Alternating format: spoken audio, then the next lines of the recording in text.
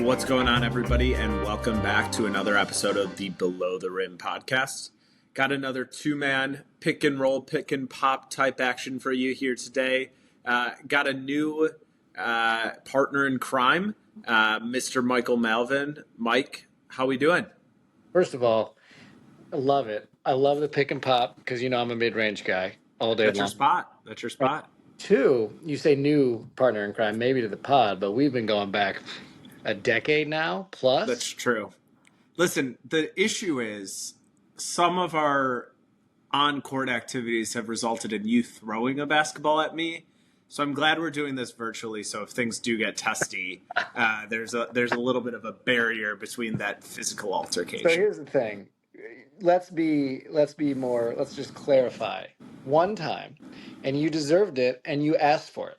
And you know you did. You asked for it. When you poked the beast so many times.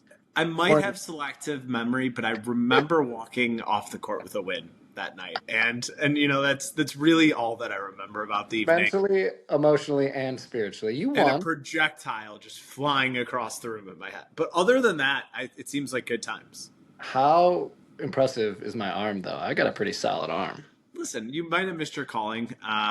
Maybe could make it from second base to first. I think you have that sort of velocity. I'm not sure from the other side of the diamond. Are you trying to poke the beast again? You're right. This is a good thing that we're doing. Let's get the juices going. Let's get some high energy going into this podcast.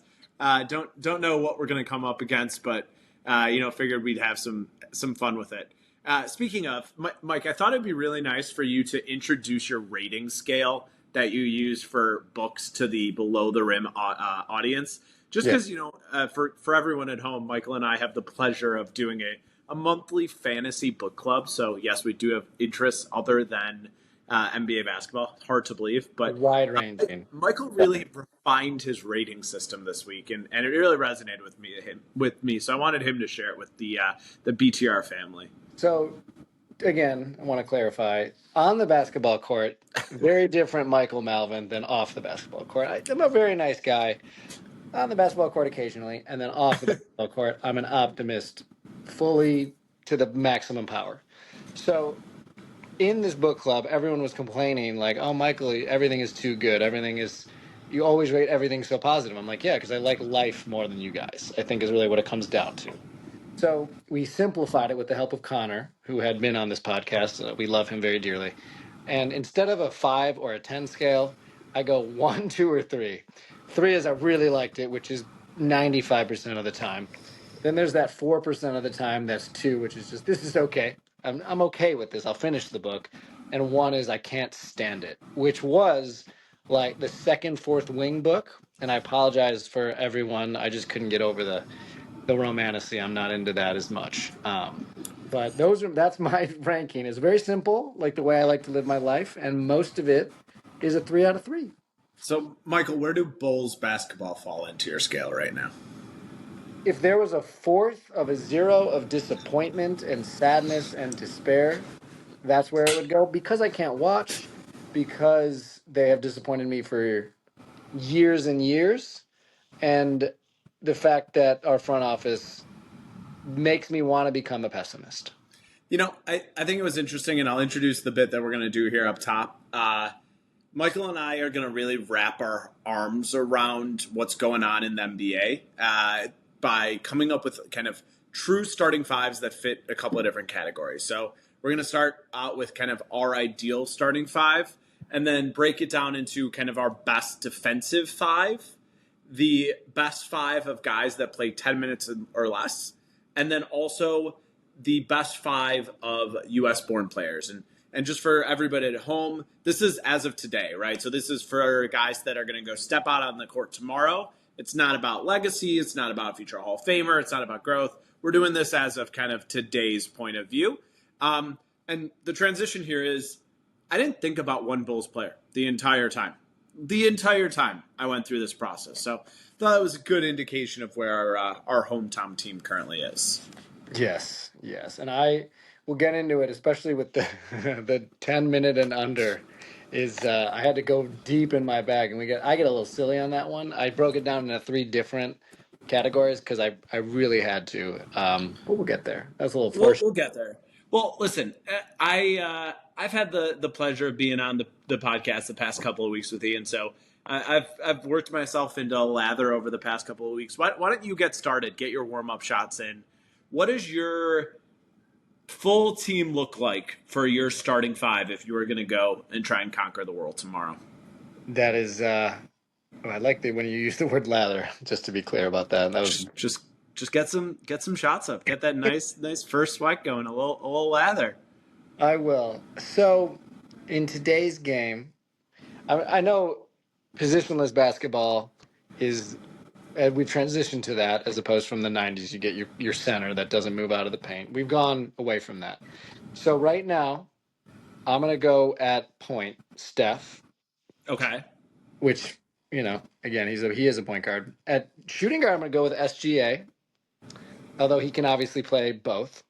At the three, I'm gonna go with Luca. A lot of star power here because Okay. I find him to be a top 5 player, and I wanted to fit him in. Giannis at the 4 and Jokic at the 5. Very interesting. Mm-hmm. So I think not going to be a ton of debate here. I have four of the five same guys as you have. Yes. So I also went with Steph, Luca, Giannis, and Jokic. I think where I went different is I put Tatum in over SGA, which the first guy off is obviously SGA. I think there's a couple of things that just hopped out of me doing this exercise that was interesting. I think the one first non-starter is that Jokic has to be on the team. Okay. I think it's very interesting that SGA is probably going to win MVP this year. I think he's minus 500. But correct me if I'm wrong. The first guy I wrote down, undisputed best player in basketball, Nikola Jokic. It's not close. When I say it's not close, it's very clear. There's other guys who are very good. He's in a tier of his own. Yes, he's his own. He was my who are my other 4 guys? That was really to your point. Let's fill out the squad around him. It is incredible, just the amount of players that he makes so much better, and I think that's the great transition to my other. I don't think you can build this without having Steph on the court, just because the way that he tilts the court for everybody else. I've been watching a lot more of the Warriors recently. Kind of obviously great start post Jimmy acquisition. And I think if you just watch how the looks and touches that Jimmy Butler gets off of Steph Curry action. Now, yes, they have a all-world passer in Draymond Green, but 2 defenders go to Steph about 80% of the time. It's even when he is not touching the ball. I don't think there's anybody that has kind of the level of impact. So that's where I actually went to him second in terms of those are the 2 guys I want to start to build around. Well, it's interesting you say that. One, I was watching Jokic, some highlights this morning on social media of when it maybe his first or second year. He was doing the same crazy behind the back passes, amazing looks and getting his guys open for a long time. I think the world needed to catch up to him, which is awesome. I saw, as you know, I was lucky enough to go with my brother-in-law to see the Warriors, and be very clear, to see the Warriors play the Bulls. And very side note, I was kind of impressed with Bazulis, Mata. Yeah. Yep. He actually, young kid, but he was Buzelis. That's how. Yep. Yeah. He played pretty well. But watching Steph in that game when the Bulls were up 25 and then we lost by 25. So that's not a surprise. But to be very clear about that.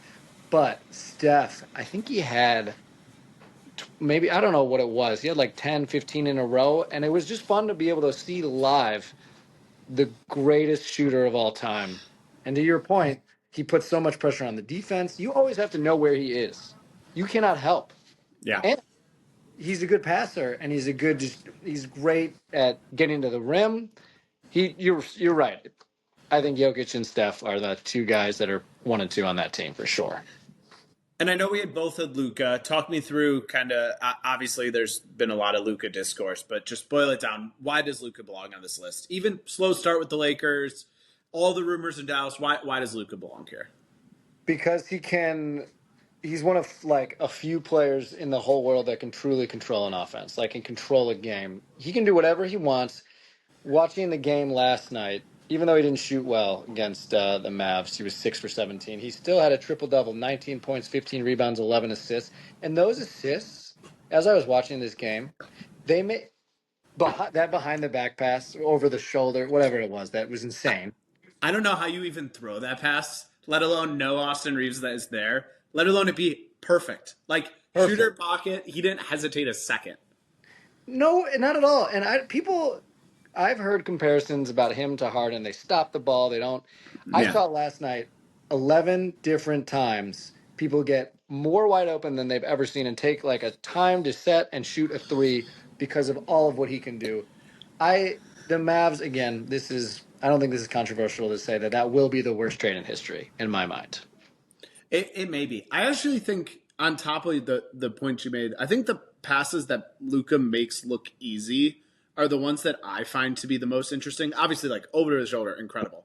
But he does this thing. He catches on the right and left wing a lot of the times, and he'll penetrate middle, and he does that like hesitate at the elbow, and he can do one of three things. Right? He can either keep driving, he can do that like turn around mid range step back, and then he also does this elevate jump pass to the opposite corner. And like to be able to have the vision to know when to throw, like that pass gets picked off when almost anybody else in the league tries to throw it. But he makes it look flawless because he holds the defender in the dunker spot. So they can't jump out because he doesn't give that like intent of am I driving or am I passing? And I think it's like little things like that. To your point, he fully is in control of the offense at all times. It's going to be really interesting to see him and LeBron on the court. At 48 minutes a game, you get one of the two of them, which is just, I mean, that's next level playmaking. And Austin Reeves actually, I mean, I know he's been playing really well, but he impresses me. I think his aggressiveness on offense is perfect as a third scoring option. Hachimura, that team on defense is long and they're big. I think they are, with Luka, become much more of a threat. And to your point about Luka, what I think they compare Luka to Harden. A lot of times, what I didn't like about Harden, he'd take like 18 dribbles and then he'd take a step back three. Luka is analyzing what's going on, and he waits until he gets what he wants. He waits for action. Everyone thinks you got to move the ball all the time. Not all the time. There's times to slow it down. Yeah. There's times to speed it up. He knows when and what to do, and I don't think a lot of fans or people just know that slowing it down doesn't necessarily mean it's your ball hog or whatever. You're just making the right play. Right play. Yeah. It's a good transition because if you would allow me, I would like to make the case that Jason Tatum belongs on the team over SGA right now. And I don't think it's like, I think it's hard because the exercise is a starting five, right? And the best team dynamics. And we have Luka, who is a ball dominant creator. We have Steph, who can play off the ball. And obviously, I think we're both aligned on Giannis, freak of nature, athleticism, all of that. I think all the other things that Jason Tatum has done on the court this year are some of the more really underrated part of his games. He is become, out of all the guys we're talking about, he's by far the best defender. He can guard 1 through 5. He does guard 1 through 5. Some of the best Celtics kind of defensive game plans occur when Tatum will guard like Cat per se, right, as it relates to it. And just being able to put that type of body. He's become a good passer. He really knows where to pick his spots on the court. So he has a couple of his go-to spots now. And he's consistent every single night. And I really respect kind of a body of work that he's put together. And I think he sort of fills, in a weird way, like a star-level glue guy type role, that he can guard every position. He's going to move the ball. He's more switchable. And it felt like a better fit in a starting five as a lineup for me than adding another ball dominant guy, even though season to season, SGA is having a better season than Tatum is. I hear you, and I was going to say I can't be mad at you for picking him over SGA. It was kind of reminds me of Devin Booker's role in the Olympics. It's a perfect comp. 100%. And I think Jason Tatum plays a team game where almost to a fault that people are like, he's got to be the guy. I'm like, he wants to win, and he wins. So I don't disagree with you. He was going to be my first guy off the bench. Or I was also thinking, if Wemby's not hurt, I can't still put him in the top 5, but I think in 4 years, maybe even 3, he could I be. I played with it from a defense. I played it with it from a defense perspective. He's on my list of honorable mentions. Yes, Um, Actually, the first two guys off for me were SGA, and then I had LeBron right after. I Like, know. I was thinking about. it's crazy what he's still able to do at his age, and just the it's nightly now. And I don't know if you've seen this, but the Lakers are. I think it's over like the past 15 games. They're the third best defense in the NBA, Yeah, and Ian and I talked a little bit about it. Like, was it a fluke? Is it a fluke? Etc. It's continued, and they've like continued to be defensively oriented in a way that a kudos to JJ Redick, but like 40-year-old LeBron doing it is just insane. And then for me, the next tier of guys were Donovan Mitchell, Jaren yes. Jackson Jr. I think should get a little bit of love here, and Wemby. I highlighted Jaren Jackson Jr. Obviously highlighted Wemby, but Jaren Jackson Jr.'s wingspan is 7 like 3. No, sorry, 7'5". Excuse me. He's massive. He's quick. He's got great moves down low in the post, and he's great at defense. He is an underrated guy. He's been the best player on the on the Grizzlies this year. Like, Mm. not even close. Ja has the brand name, but Yes, not even in the same like tier or stratosphere as what Jaren Jackson Jr. has done for them this year. So I think he deserves a little love there. totally. We're aligned. And you know what? I can't. There's other guys, obviously, like Ant, Evan Mobley, Paulo Banchero, just big dudes, and Cade, your boy Cade. These are again a lot of great players to mention, but I think those top 8 that we, including Wemby, and I don't if Joel is healthy, but that's the big if, So it's like hard to include him there. I've like removed him from my conscious at this I, point, right? Like it's bad. I feel bad for the Sixers fans. Like it's just I'm just checking because they were coming. Yeah, they came back against the Knicks tonight. I think Maxey was like 0 of 11 from 3, and they still almost won. But that whole situation is an absolute travesty. Paul George has been bad. Jared bad. McCain, bright spot gets hurt. Joel clearly shouldn't be playing this year. It's not good. No, that's just I feel bad for them, just like I feel bad for us and the Bulls. Fair enough. All right, let's get to probably our favorite one. Uh, let's do the all defense team. And Jacob. there's a lot of guys, and I think we've learned, not surprisingly, a bunch of undersized dudes that play scrappy defense. We tend to resonate with this group of players. Yes. Listen, I'm going to start us off and just assume both of us have Dyson Daniels and Victor Wembanyama. Yeah. Well, I actually didn't pick Wemby. I said if not injured, obviously. I literally said Okay, that. So fair enough. Fair he's enough. he's obvious, but he's out. That was why I didn't include him. Okay, well, I have a backup for him if we want to swap him out. I put him in there. Let's- He averaged 3.8 blocks per game this year. Wait. Wemby. Yeah, He's an alien.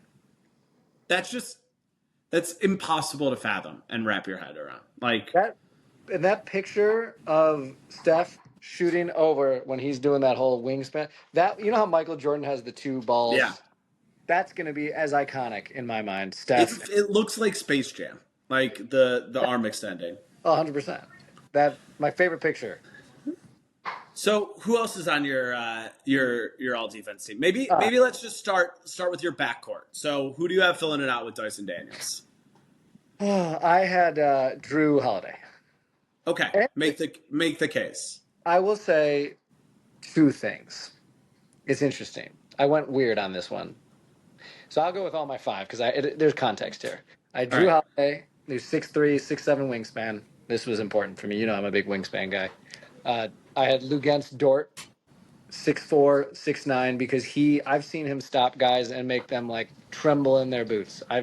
He will stop you. He's very impressive. I had Dyson Daniels again, it's kind of like at the 3, but He could guard threes. He's be a little undersized. Him and Dort could probably flip for a matchup. that's why I kind of was like, backcourt was a little confusing there. But Dyson Daniels is 6'7" with a 6'10" wingspan. So we're talking like, you put these guys side to side, how are you getting around them? And then I had Giannis, and then I had Jaren Jackson Jr. Okay. Interesting. Big team. So I would push back on Giannis a little bit. I hear where you're coming from. He has some of the more iconic, Yeah.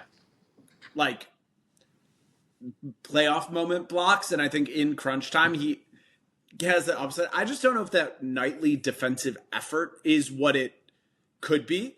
And I do think sometimes he has issues with smaller guards in terms of just like staying in front of them. I Yeah, hear but you if I though. got 3 guys there and him in the back, that's kind of That's that's why I was contextual, you know what I mean? I appreciate that. I also had Luke Dort, the Dorture Chamber, great Yeah, nickname. it's the best. Best. You could see like people get visibly frustrated. It's great if you watch the Pelicans Thunder playoff series from last year. It's incredible.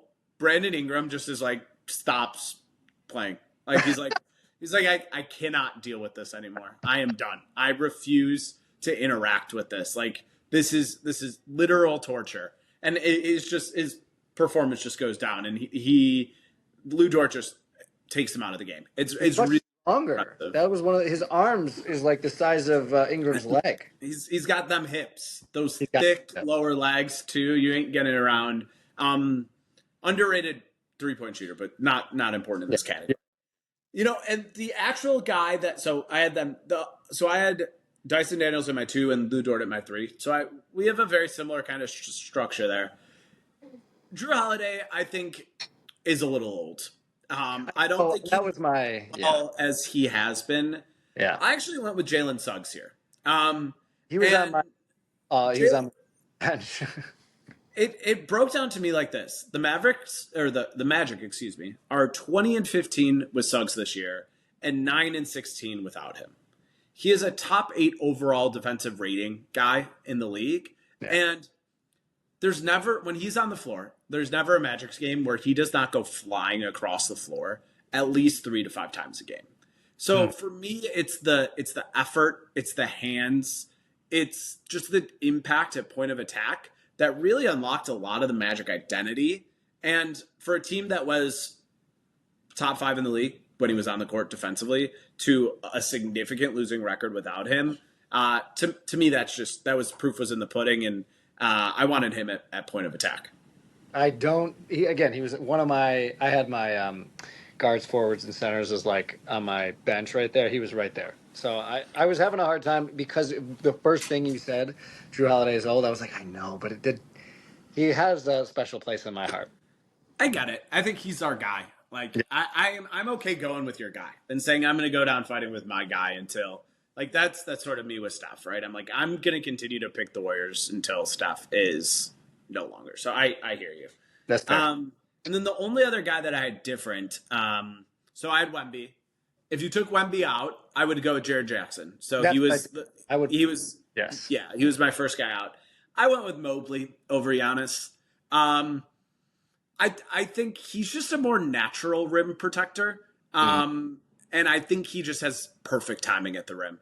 It's the switchability plus help side. He can erase. And I think he's really grown into like a game wrecking type defender there that he's allowed Jarrett Allen to just like grab rebounds because Mobley's just coming in and just destroying everything at the rim. I had a really hard time deciding between Giannis and Mobley and my thought process was with Drew, Dort, and Daniels, Giannis, to your exact point, Giannis's maybe a little weakness of guarding those really quick guards. Yeah. Was going to make up for it. But I cannot complain against Evan. So my guys off the bench, because we're very aligned here. The guards, I was going to have SGA, because he's 6'6" with a 6'11" wingspan. He's solid. So, yeah. Suggs, Derek White, and Josh Hart were guys that I wanted for honorable mentions. Nice. Josh Hart, because he guards bigger than he is, and he's a hustle guy. He'd be perfect for this podcast. Forwards, Amen Thompson. He's got a 7-foot wingspan. Chet Holmgren, if you want to call him a forward or a center, whatever. And Pascal Siakam, Okay. Just honorable mentions. And then Evan Mobley, Anthony Davis, Oh, I put Chet Holmgren in both the forwards and the centers by accident. He, So he deserves a lot of love. It's yeah, interesting. I think I actually had every single one. My honorable mentions were Chet, Jaron Jackson Jr., J Dub, and Amen Thompson. There's one other guy who it's a deeper cut for folks out there, but started the year great, starts every year great before he gets hurt, and that's actually D'Anthony Melton. really, Um, he is a very underrated defender. Great point of attack guy. Guards 1 through 3, pretty switchable. Really good lateral quickness. Super underrated in terms of that kind of a 3 and D guard type asset. He'd be somebody that would really fit nicely in that like Gary Payton role for the Warriors. Gary Payton the second role for the Warriors this year. He started the year with them and obviously kind of had that injury come his way. But I wanted to give Anthony Melton a little bit of love. I don't think he makes it obviously over any of these guys. And the one guy that I think you and I agree on, I think Amen Thompson might be a perennial member of this team going forward. He still at times I feel like gets lost on the court a little bit. yeah. But once he kind of gets and masters that spatial awareness, dude is a 101 athlete. Freak of nature athletically. Like guys in the NBA are like that guy's athletic, which is saying something because they're all athletes. So yeah, he's gonna be on this list, no question. No question. I would not want to play if I'm on offense. This is scary. I'm doing the Brandon Ingram. Yeah, I'm shrinking away in the corner. Mm-hmm. Exactly. We'll call that the Michael Malvin. No, let's not call that the Michael Malvin. That was a good one, Jacob. Thank you. Occasionally, a little nice zing here and there. That was good. It got me. If I was with you, I'd give you a little slug, and while going through it. But listen, virtual I'd throw a podcast. basketball at you, so it'd be fine. Ooh, easy. All right, let's get a little weird. Let's get a little weird. We talked about guys that I think those that at home know. Let's get a little bit of a deeper cut going. So, we want to put together our lineup of guys who play less than 10 minutes a game. And I just want to start because this category in my mind was I wanted to do this like 30 games ago. And the guy that I was really excited to throw on this list was Shake Milton because he's one of those guys that like anytime he gets run, I'm just like, whoa, he's really good. He's up to 17 minutes a game because he got a couple of start spots. So unfortunately did not qualify for this activity. Mm-hmm. I had a very interesting approach, which is I kind of went eye test because I watch more of these guys than I would care to admit. In terms of the amount of garbage time basketball I watch on some of these weekly nights, but interested to see how you approach this for your lineup construction. I went to your point. I went very weird because with this whole 2-year-old thing, she takes up a lot of time watching a bunch of. I watch Trolls. If we want to talk about a bunch of kids' movies, I'd be rock solid. If this was 2014, I would be like right on you with all the. Here's this guy, and he went to this college and all that. But right now, my knowledge, admittedly, It's is a a little little fuzzy around the edges. fuzzy around the edges. So I broke this down to 3 categories: best of guys that average, to your point, less than 10 minutes a game; guys with best careers slash that I remember from college, or in general, Okay, all right, and guys that I wish would play more, unrelated to skill. So I had 3 okay. categories. I'm interested. All right, why don't we just start with the first one, and then I'll let you go. I'll let you take the floor and walk through the next two. Perfect. I'll go first because again, yours is going to be more basketball related, and mine's going to Sure. be more. I recognize these guys' names. All right. Corey Craig, because Okay. he's solid. He's a generic wing player that is tall and is lefty and plays basketball. Fine. Javon Carter, because I saw him on the Bucks and then on the Bulls, and he went. I think he went to Niles, one of the Niles. Yeah. So Guy has never met a 3-point shot that he doesn't like. That's no, for sure. he does. His selection could be a little better, but A I little know. bit refined. Yeah, refined. That's a nice spin. Dwight Powell, because I know he was good on the Mavs, and I'm surprised he doesn't get that many minutes now. Yeah. Pat Spencer, because lacrosse, and Doug McDermott, because I remember Dougie McBuckets. Dougie McBuckets, and he was solid on the Bulls. So you'll notice a couple of these guys have all played on the Bulls. Yeah, listen, I see where it comes from. So guess what? We actually had one of the same guys. So I've actually loved the Pat Spencer experience on the Warriors. The guy's just like a gamer. He comes in, he fights through every screen. He's a pretty good passer. Gets to the cup. I don't know how, but when he has the ball in his hand, he like gets the cup. Good at finishing. He's come in and spotted the Warriors like 7-10 minute spurts of like pretty decent action on the year. I think he actually was one of the guys who was higher on the points per game scoring list in this context as well. And I think just like guy I want running the point, I want to trust him with the ball in his hands. And he could jump out of the gym. Jump out of the gym. He's an athletic white dude, that's for sure. Yeah. Reminds me of the guy, you remember that dude who was really good, and then he went to get like heroin at halftime, and there was a documentary about him, and I think his first name is Chris, and he was a white guy that would get to the rim. Do you remember who this guy I'm talking about? Oh, I don't. You're going to have to do the Google machine. Okay, let's see how this goes. Chris Herron. And do you want to know what I typed in? Drug addict, basketball player, white guy. And the first thing was Chris Herron. Gotta love that. Yeah. So when he drove to the rim, it reminded me of how Pat Spencer, it's like, how does this guy do it? Oh, there's a bucket. So again, that went deep in my bag. I respect that. So the next guy on my list is Malachi Branham. Was a one and done guy at Ohio State, drafted by the Spurs. And he is a real bucket getter. He is currently buried in their rotation just because obviously they're at a different point in their kind of journey, especially post De'Aaron Fox. They have Chris Paul. It's a more crowded backcourt.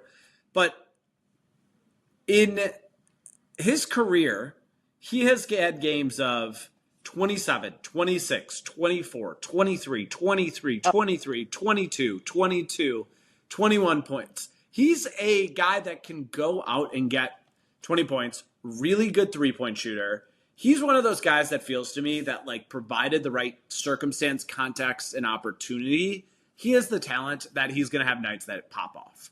Like, it's funny, co-collaborator of ours, Alex Rasky, was excited about Malik Beasley's performance this evening for his fantasy basketball team. To me, like, Malachi Branham is in that sort of archetype of player where, like, empowered to go and get buckets and put on the court in a role, I really think he would succeed. I don't think he is more talented than any of the guys ahead of him in the Spurs rotation, but I do think if he was dropped into Washington this year and was playing backup shooting guard or starting shooting guard next to Jordan Poole versus Bub Carrington or versus Bub Carrington, he'd be getting 15, 16 points a game. And I think he deserves a little bit more love. I love that, and I want to see that because you listed all those games. That is hard to do. To get about 6-7 games above 20 points, that means you are talented. I'd like to see him. And I don't remember him on Ohio State, honestly. When it was recent, you're saying he's a Yeah, I think it was the 2021 season, 2021, 2022. I don't remember exactly. Because remember, like, E.J. Liddell. Yeah. I remember him. And I was considering putting him on the list, but I haven't watched him play, so it'd be irresponsible in a while for me to speak. He was on the 2021-2022 Ohio State team. He was the Big Ten Freshman of the Year, and he was Ohio State Mr. Basketball. Yep, I remember that. Okay. So then the next guy that I wanted to give a little bit of love to was again, I think, a guy that hasn't had much of an opportunity as a result of the teams that he's been on, and that's Marjan Beauchamp. So he was on the Bucks, was just traded to the Clippers, actually started a little bit earlier this year for the Bucks prior to them going in a different route in terms of that third starter spot in the backcourt with Middleton out to start the year. And I've just always really loved his game. He career high of 20 pretty good 3-point shooter. He had a high of 5 3-pointers made in a game, actually against the Thunder. Really athletic, plus defender. Just a guy that's been really raw.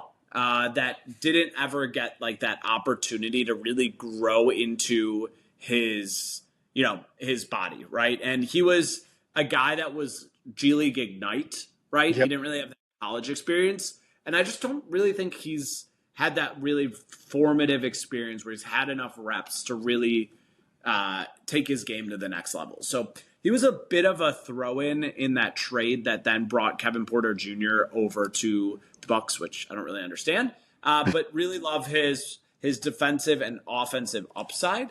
I'll go to my next guy, which is Trey Jamison, who's bounced around a bunch. He got a ton of run with the Grizzlies last year when they were like down all of those bodies, and I've just like really liked his game. He's a 4. He's like a back to the basket 4. He is like post up, rebound, scrap, comes in, and he's just one of those guys that like every time that he comes in the game, I am just a fan of what he's doing. He's a second-year player. He was on Washington and Memphis last year, but he had games like 24 points and 6 boards, 14 and 6 given opportunities, 12, 6 and 5. Just really like high level production when provided those opportunities. And I think he deserves a little bit of love and opportunity. And my whole theme here is guys that I think would put up really nice stats when provided that role. And on that thought, the last guy is Tristan Vucevic, not Nikola, to be clear. Okay. And he is on the Wizards. He is their backup center, and he is a flamethrower when he gets hot. Like, the guy just strokes from deep. He is a really fun player to root for. I think part of me thinks he's Nikola Vucevic because of the name, which is why I like sort of think I might give him like a little bit more credit than he deserves. But He works in serious ways. He averaged 15 minutes last year, 8.5 points per game for Washington. He only shot 28% from 3, but when he gets him going, it's pretty impressive. And I'm just a fan of his, and I want to call another Vukovic to the table.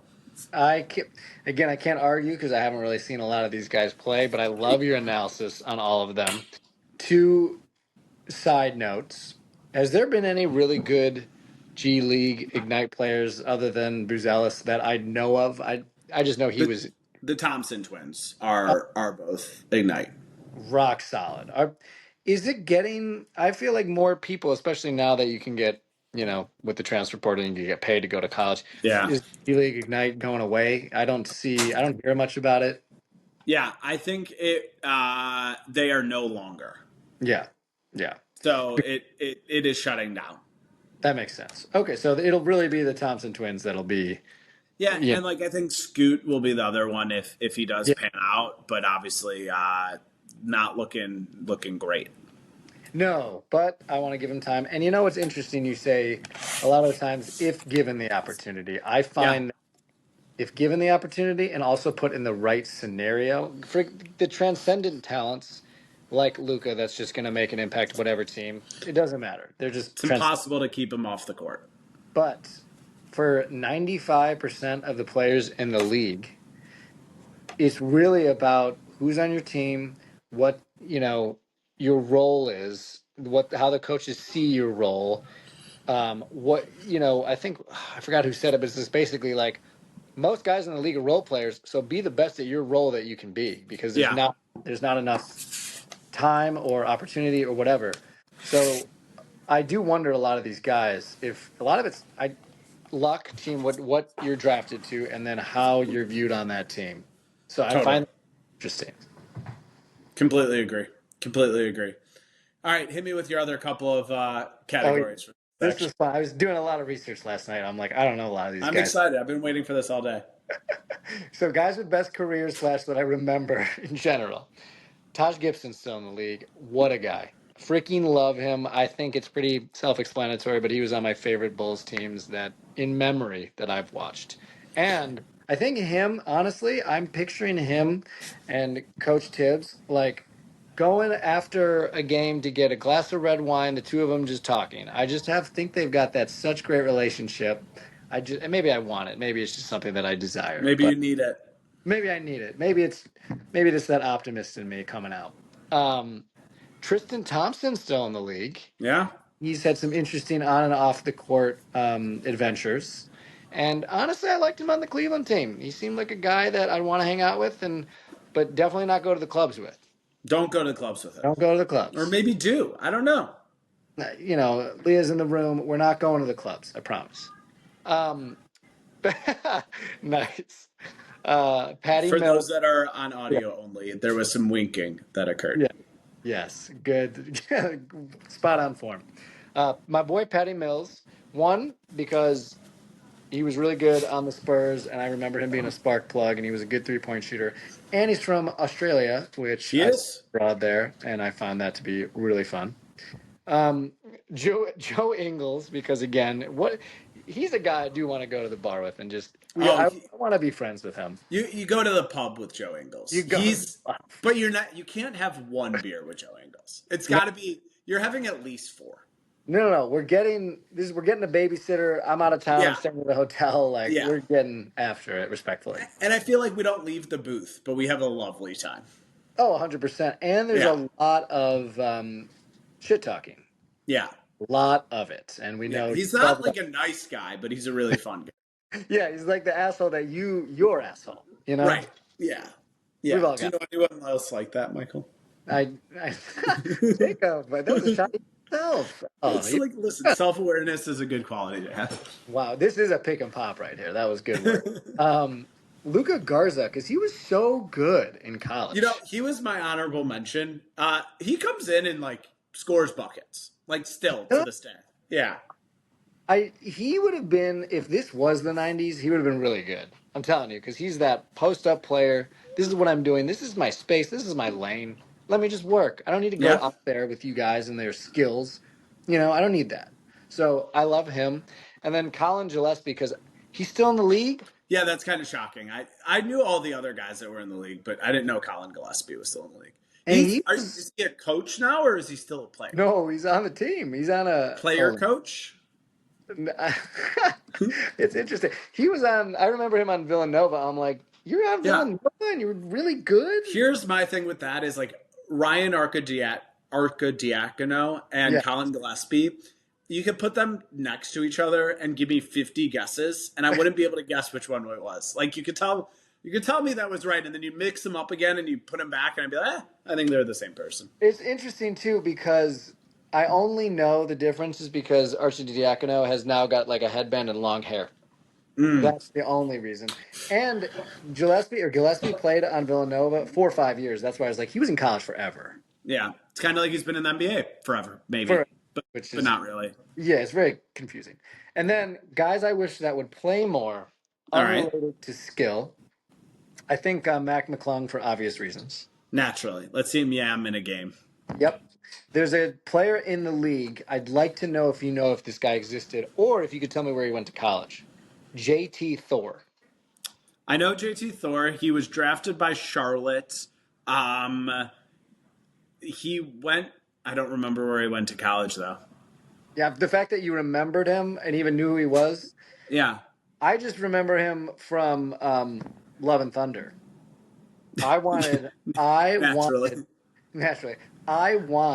announcer to be, and Thor for 3. That's the whole reason. Not a great shooter. He actually was pretty bad, JT Thor. So, didn't even have a moment.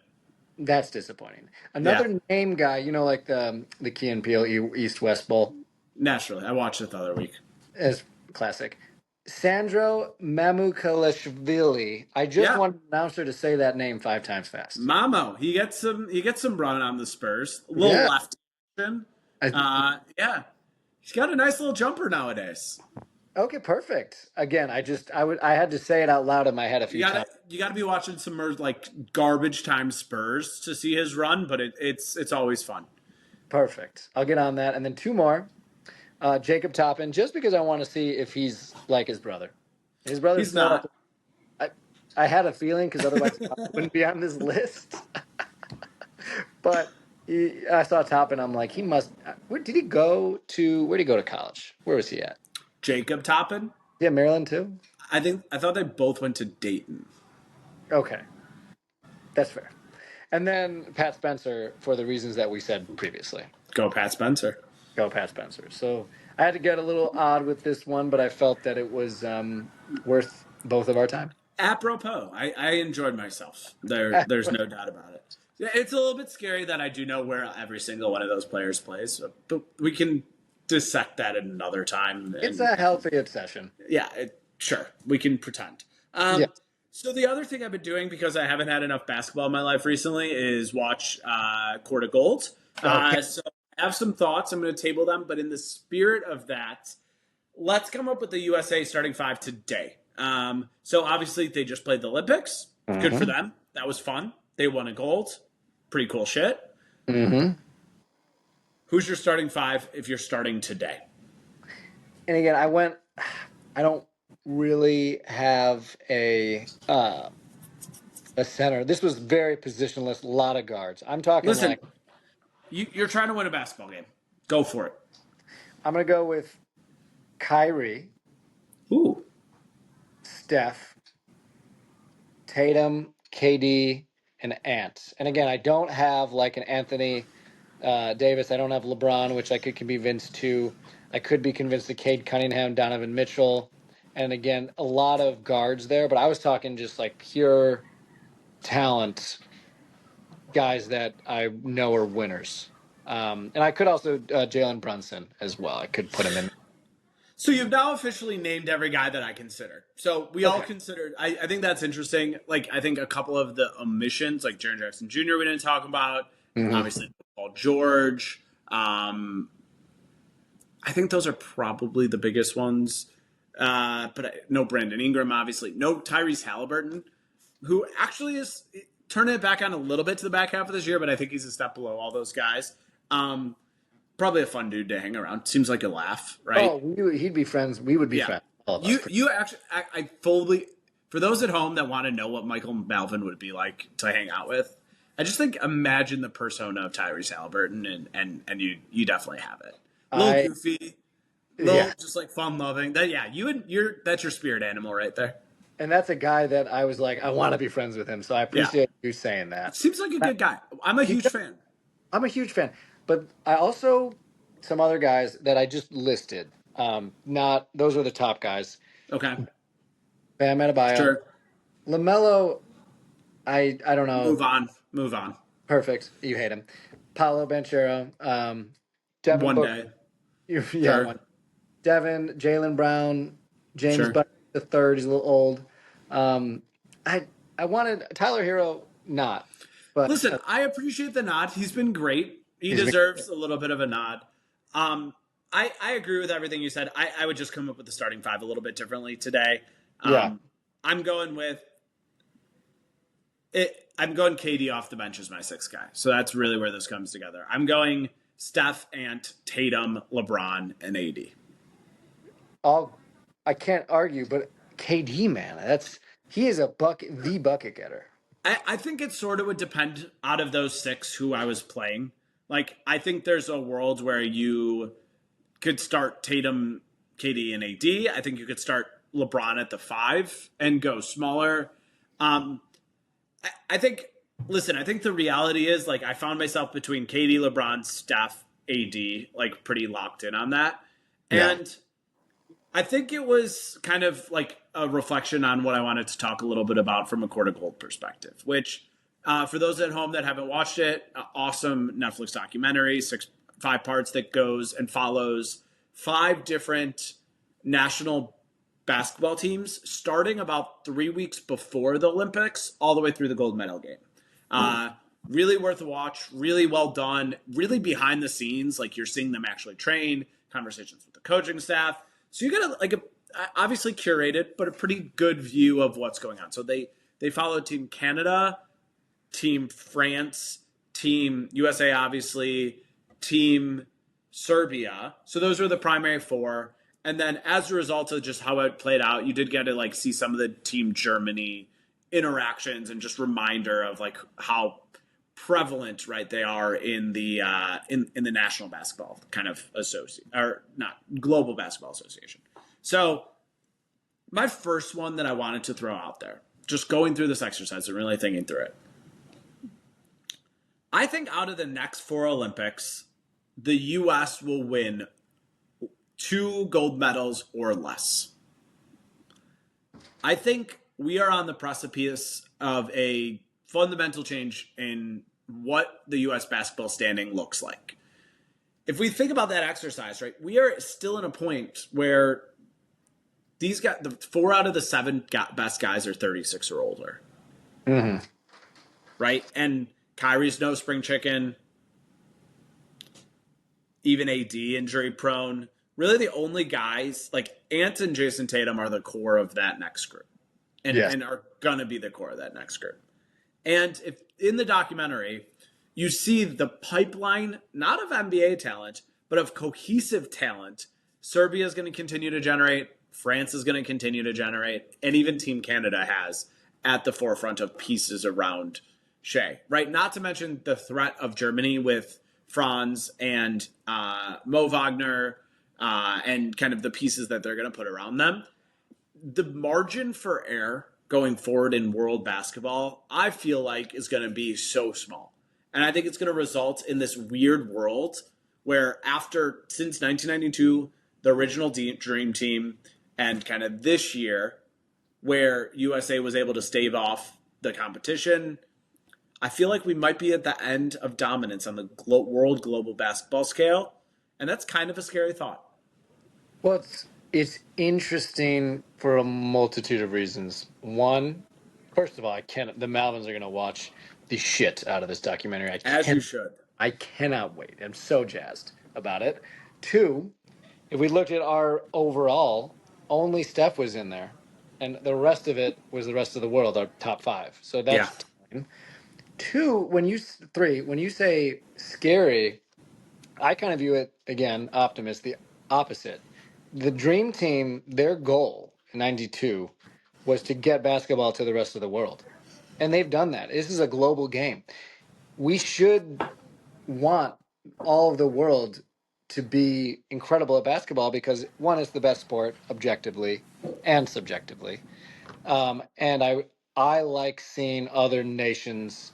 Like I saw Luol Deng in, is it Sudan? He's like South Sudan. They've set up this whole program. Yeah, it's incredible. It's amazing. There's so many things that I love to see, and I love the world. Like football's American, right? Yeah.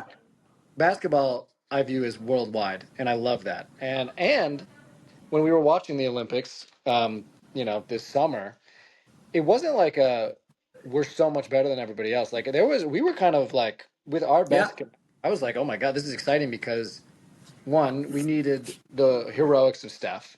We needed that. And France was so close. I love that. But I actually, I don't even think it's a stretch for what you said. I think it probably will happen. If we win 2, great. But to your point, the pipelines, ours is going on the downward trend just because the guys are leaving the league. And then everyone else is going upward, like Wemby. I mean, that's fun.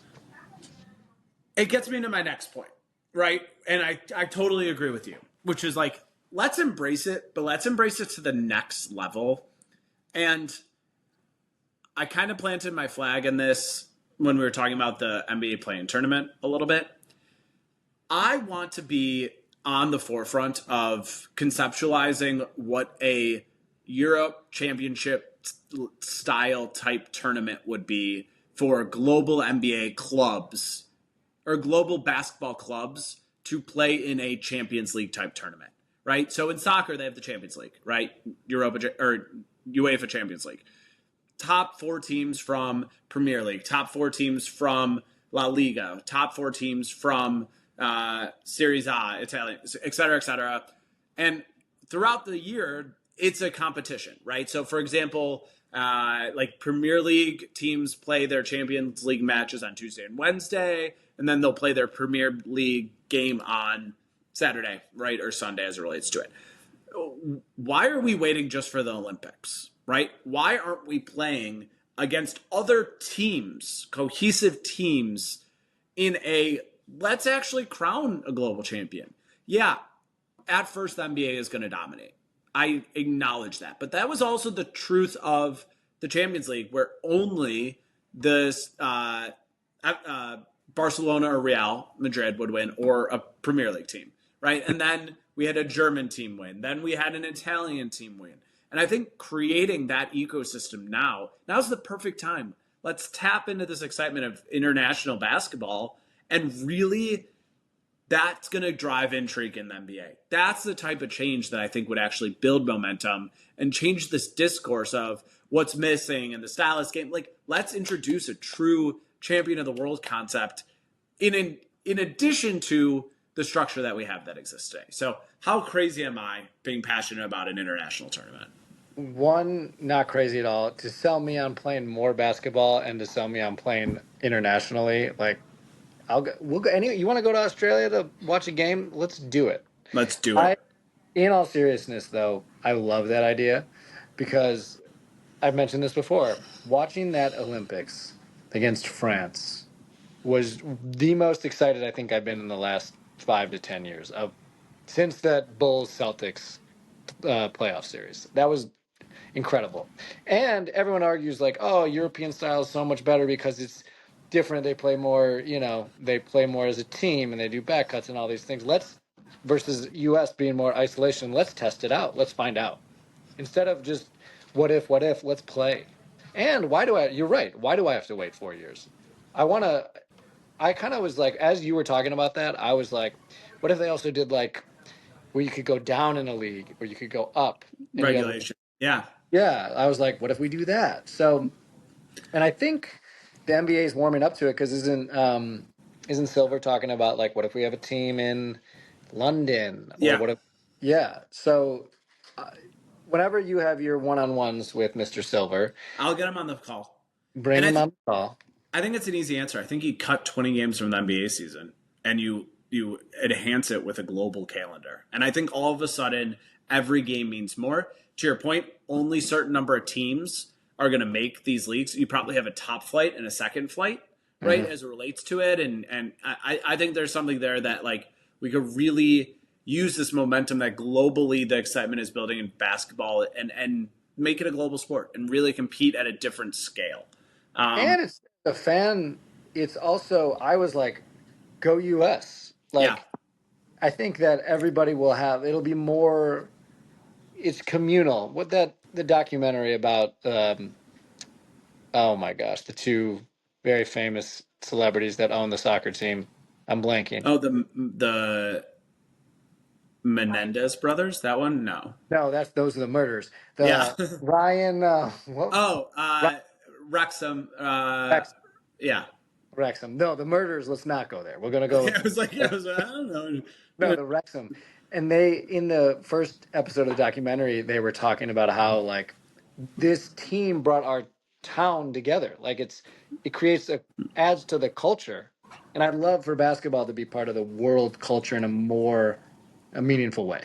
Yeah, couldn't agree more. And I think it's a way you really want to compete with football, right? You create a fundamentally different product and you don't try and have the exact same blueprint. You do something and you actually expand it globally. So, and a lot of the people are like, oh, we can't reduce the games per year because of money. And then all the salaries.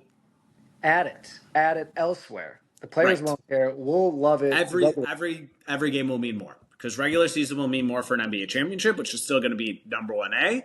1B is you're going to have pool play in these groups, and those are going to be, you can't knock it out of the pool, get to a tournament round of 16. I think there's something to be unpacked there. Those listening at home, if you want me to consult, just give me a call. I'm happy to do it in detail. The last two that I'll have, and we'll end there, probably are being prisoner of the moment, but I'm okay with it. Kevin Durant is the best pure scorer of the basketball ever. Standalone. And Steph Curry when he is in a Steph Curry mode is the most compelling watch in all of sports ever. So those are my two, probably prisoner of the moment, prisoner of my own age and demographic. I did a little bit of like self checking on it. I think with Steph, there's like some like I would say like Messi in soccer, like when he was truly in his magician type era, and he would go on kind of to just like single handedly take over a match and what he is able to do and manipulate. Like some of that would be compared. Um, Other than that, like obviously there are MJ moments, right? That like I think some would make the argument. I just think the type of theater that Steph creates is it creates such like a fervor in the audience on television. You just feel so pulled into that. I have never experienced anything like that in my sports entrepreneurship life. So those are my two hot takes that I thought were interesting to explore. Let's talk about the Steph one first. I think it's interesting because when you look at a guy like Giannis, you're like, that's an athletic freak. Right. Like, I can't relate to that personally. But Steph is like, he's attainable. He's 6'2". He's kind of skinny. He went to Davidson. He, like, everyone doubted him. And then he does Yeah. all these miraculous things on the court. So I think because of one of his appeal is that he's like very relatable. He seems like a good guy.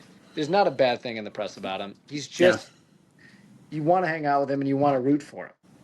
So in terms of like great theater in the history of sports, again, other people who like, all the other sports a lot more, they may have a more of an issue with it. Basketball is the only sport to me. So like, I mean, all the other ones are great, but basketball's the best. So I can't argue with you as hard.